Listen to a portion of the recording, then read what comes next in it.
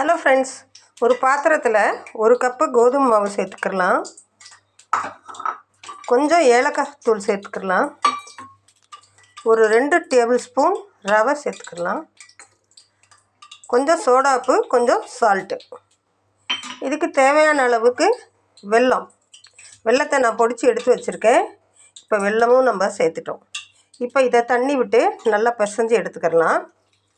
தேவையான அளவுக்கு தண்ணி விட்டு நல்லா பிசைஞ்சிக்கலாம்.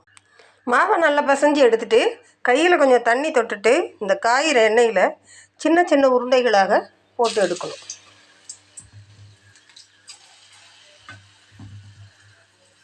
ஒரு சுவையான போண்டா, நினைத்த மாத்திரத்தில் செய்யக்கூடிய ஒரு அருமையான போண்டா ரெசிபி இது. பார்த்திங்கன்னா மேலே நல்லா கிறிஸ்பியாகவும் உள்ளே நல்லா சாஃப்டாகவும் இருக்கும். இந்த வீடியோ உங்களுக்கு பிடிச்சிருந்துச்சுன்னா லைக் பண்ணுங்கள், உங்கள் ஃப்ரெண்ட்ஸ் அண்ட் ஃபேமிலிக்கு ஷேர் பண்ணுங்கள், கமெண்ட் பண்ணுங்கள், சப்ஸ்கிரைப் பண்ணுங்கள். பக்கத்தில்